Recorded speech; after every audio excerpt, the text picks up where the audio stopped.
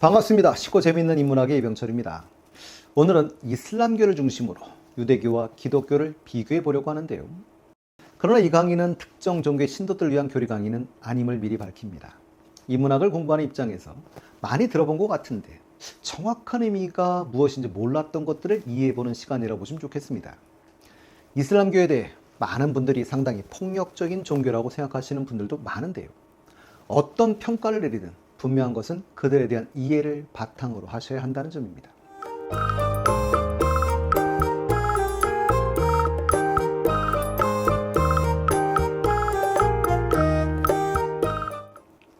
메카를 향해 하루 5번 기도해야 하는 의무가 있는 이슬람교.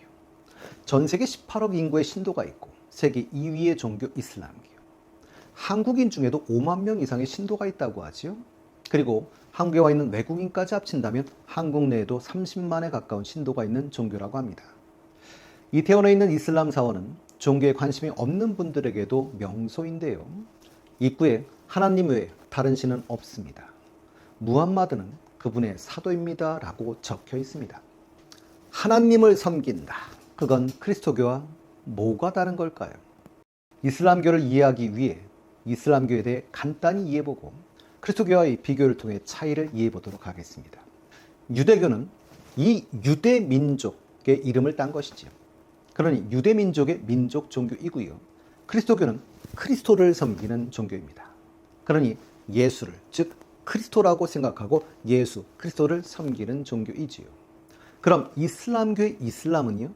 아랍어로 순종, 헌신을 뜻합니다. 그러니 이슬람교는 인간에게 올바른 삶을 가르쳐주신 하나님께 순종하는 종교라는 뜻이지요. 그러니 유일신 하나님을, 물론 기독교는 여호와 또는 야훼라고 하고요. 유대교는 아도나이, 나의 주인 또는 주님이라고 하는데요. 이슬람교에서는 알라라고 합니다. 그래서 알라에게 절대 복종함이란 뜻인 거죠. 그리고 이슬람을 하는 사람, 즉 신도를 무슬림이라고 하는데요. 무슬림은 순종하는 사람, 헌신하는 사람이라는 뜻입니다. 그러니 신도를 표현하는 무슬림은 신의 뜻에 순종하는 자라는 뜻인 것이지요. 무슬림의 이름을 듣다 보면 예를 들어서 오사마 빈 라덴, 무하마드 빈 살만, 뭔가 비슷한 듯 하면서 좀 길지요. 그래서 무슬림의 이름 짓기에 대해서 좀 알아보고 가겠습니다. 무슬림의 이름은 조금 복잡하지만 일종의 법칙이 있는데요. 전통적으로 무슬림은 성을 따로 쓰지 않고요. 누구의 아들로 불렸습니다. 그래서 이 빈 또는 이분이라는 말은 누구의 아들이란 뜻인데요.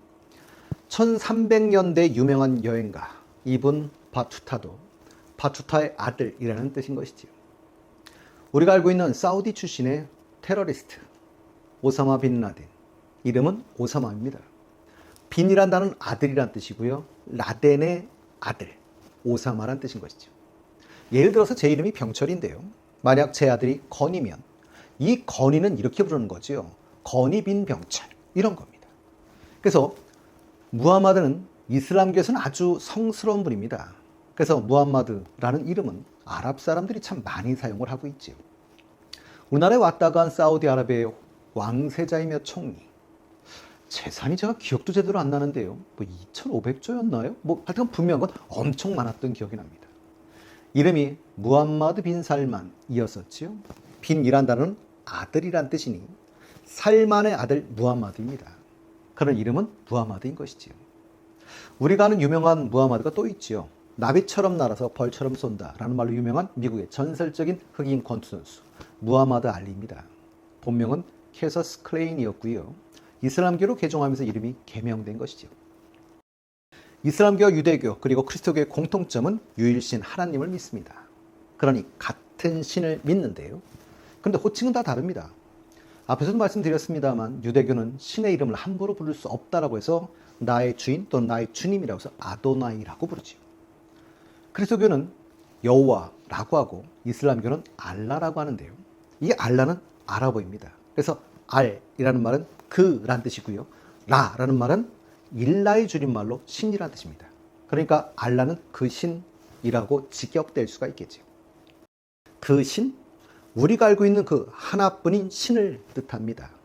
그래서 우리나라 이슬람교 신자들은 그냥 알라를 하나님이라고 부릅니다. 명칭은 달라도 이슬람교에서 믿는 하나님은 그리스도교나 유대교에서 믿는 신과 같은 신입니다.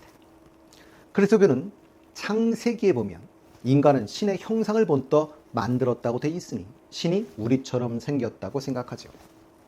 그러나 이슬람교는 신, 즉 알라는 인간이 생각할 수 있는 어떠한 형상으로도 그려질 수 없다고 봅니다. 그래서 성전에는 형상이 없습니다. 그냥 꾸란의 글만 새겨져 있습니다. 꾸란이라고 할 때 대부분 코란이라고 부르시는 분이 더 많은데요. 같은 말입니다. 꾸란을 미국에서 영어식으로 발음한 게 코란입니다. 이슬람교는 진정한 절대적 존재는 형상화해서는 안 된다고 생각을 해 신을 형상화하는 것을 신성모독이라고 생각했습니다. 그러니 정복을 한 다음에 신의 형상이 있으면 다 파괴해버리죠. 뉴스 등을 통해 종종 접하는 소식이기도 했었습니다. 그러나 그것이 옳은 행위라는 것은 아닙니다. 문화적 유산을 파괴했다는 비판이 가능할 뿐만 아니라 자신들을 맞다는 주장하는 것, 그것도 옳은 행위는 아닌 것 같지요. 그러나 왜 그랬는가? 라는 걸 한번 생각해 볼 수 있는 기회이긴 한 것 같습니다. 사실 신의 형상화를 좋아했던 분들은 히랍, 그리스 사람들이지요. 그래서 그리스 신화도 그렇고 그리스 신전을 봐도 그렇습니다. 정말 많은 형상들이 있지요. 구약에도 형상이 없었다고 하는데요. 기독교가 히랍 문화, 그리스 문화를 만나면서 하나님, 예수님 등을 형상화하기 시작했던 것이지요. 그래서 그 시작은 대략 5세기쯤이라고 하고요. 10세기가 되면 본격화되었다고 합니다. 유대교, 기독교, 이슬람교 다 한 가족에서 나온 거죠. 그러니 계열, 계통은 같습니다.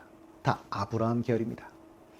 창세기를 보면 율신 하나님께서 아담과 이브를 창조하시지요.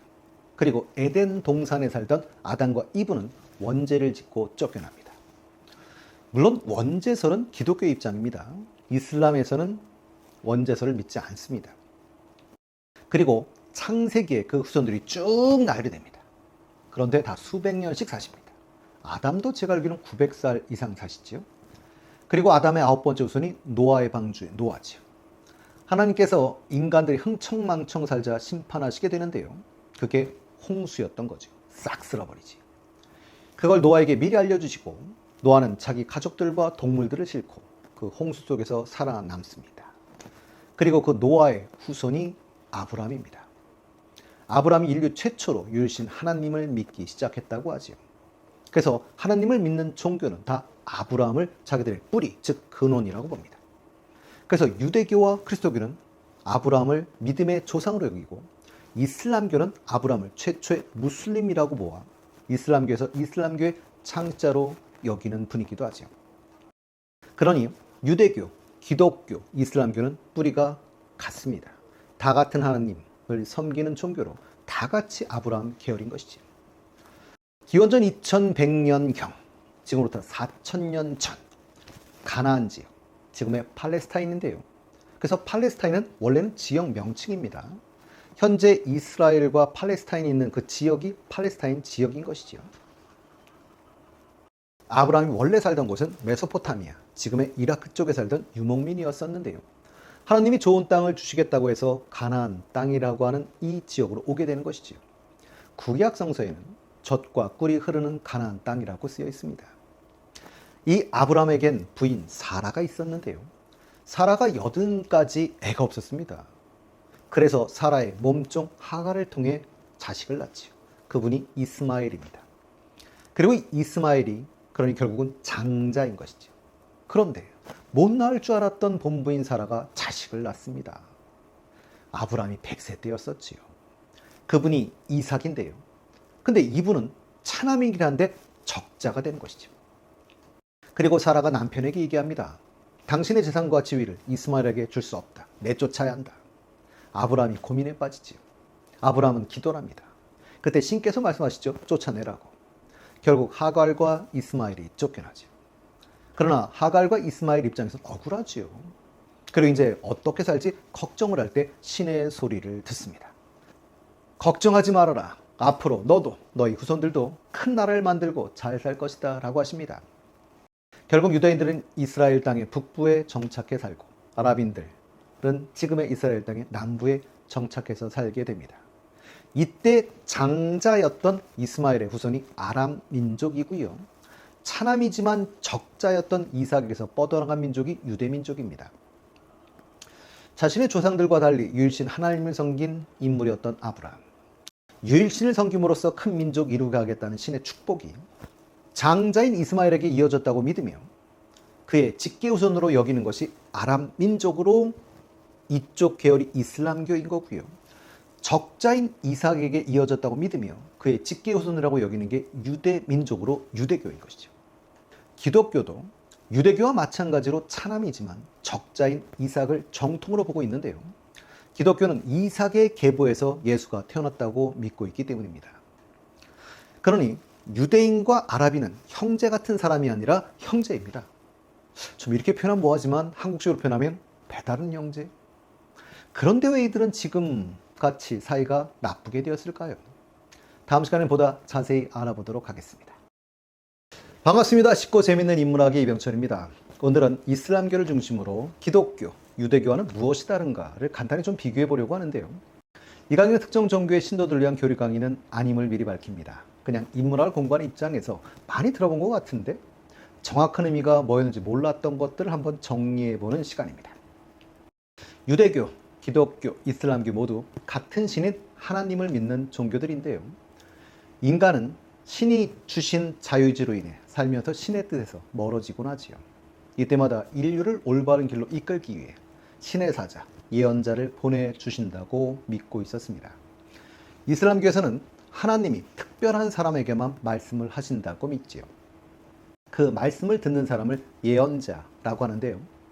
이슬람교에서는 하나님이 610년경에 사우디아라비아 남서부에 있는 도시 메카에 살던 무함마드를 이 세상의 마지막 예언자로 선택하고 올바르게 사는 법을 알려주었다고 믿고 있습니다. 이슬람교에서는 하나님이 무함마드보다 앞에 예언자를 여럿 보냈다고 믿고 있지요. 모세를 통해 유대인들에게 성경을 보냈다는 것 인정합니다. 이때 모세를 예언자로 믿는 종교가 유대교인 것이고요. 그러니 기원전 1500년경 모세가 창시한 게 유대교인 것이죠. 그리고 예수를 통해 복음서를 내려 올바르게 살라고 가르쳤다는 것도 인정을 합니다. 그때 이 예수를 믿는 종교가 예수 그리스도교인 것이지요. 그러니 AD 1년 예수가 창시한 게 그리스도교인 것이지요. 그러나 이슬람교에서는 사람들이 하나님의 말에 충실히 따르지 않고 멋대로 성경과 복음서를 고쳤다고 생각합니다. 그래서 다시 예언자가 오는데 그게 마지막 예언자 무함마드라는 것이지요. 이때는 아랍어로 계시를 내렸고 이 기록이 꾸란이죠. 미국식으로는 코란이라고 합니다. 이 믿음을 가진 분들이 이슬람교입니다. 그러니 기원 후 7세기 무함마드가 창시한 종교가 이슬람교인 것이지요. 우리가 무함마드를 마호멧이라고도 하시는데요. 이건 무함마드를 한자화하는 과정에 생긴 발음인 것뿐입니다. 자, 그렇다면 기독교와 이슬람교의 가장 큰 차이는요? 라고 하면 예수를 보는 관점일 텐데요. 그리스도교는 예수가 메시아, 구세주죠. 그리고 하나님의 아들입니다. 그러니 신입니다. 그럼 예수 믿으면 구원이 가능합니다. 그래서 예수를 믿는 종교가 예수교인 것인데요. 이 예수교가 우리가 말하는 그리스도교, 한역한 게 기독교인 것이죠. 그러나 이슬람교는 예수가 예언자임은 인정을 하지만 신은 아니라고 봅니다. 기독교에서 예수를 신성을 가진 존재, 신의 아들, 신적 존재로 보지만 이슬람교에서는 예수는 사도 중에 한 분이라는 것은 인정하지만 신은 아니라는 것이죠. 이슬람교의 신관의 가장 근본은 유일신관인데요. 그러니 오직 하나님 알라만이 신이고 이분 외에는 신이 없다라는 게 이슬람교의 주장입니다. 그러니 예수는 신의 사도일 뿐 신일 수는 없다는 것인데요. 그러니 예수를 신격화한 기독교는 신의 뜻에서 벗어난 것이라고 이슬람교는 봅니다.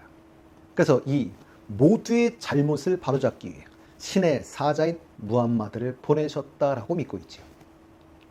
그러니 이슬람교는 예수가 신이 아니라 무함마드처럼 예언자라는 것은 인정을 하지만 이슬람교는 무함마드가 가장 완전한 계시를 받은 최고의 예언자라고 보고 무함마드를 믿습니다. 그러니 예수보다 무함마드를 높이 치고 있는 것이죠. 그렇게 본다면 유대교에서는 예수를 메시아로 보지 않아, 메시아가 오지 않았다고 생각하니 아예 예수를 인정하지 않는 것이지요. 그럼 이슬람교의 경전은요, 꾸란이라고 하는데요. 앞에서 말씀드렸지만 영어식으로 발음하는데 익숙한 분들이 많죠. 그래서 코란이라고도 하는데요. 꾸란은 무함마드가 610년경 예언자가 된 후부터 죽을 때까지 약 22년 동안 대천사 가브리엘을 통해 하나님으로부터 계시를 모아놓은 책입니다. 꾸란은 아랍어로 기록되어 있는데요. 무슬림들은 예배할 때 반드시 이 아랍어 꾸란만을 사용합니다.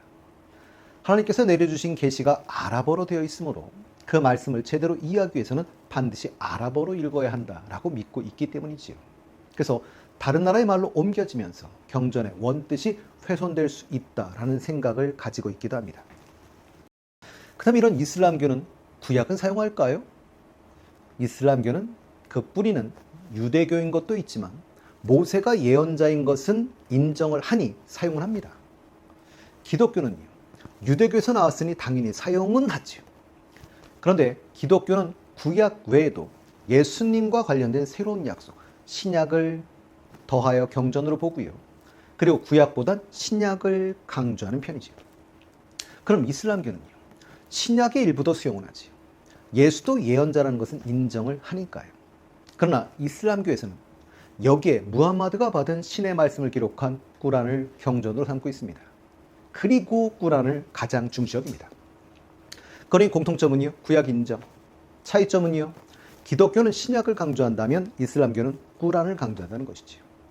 그럼 유대교는 구약과 랍비들의 말인 탈무드를 주요 경전으로 하고 신약과 꾸란을 인정 안 하지요.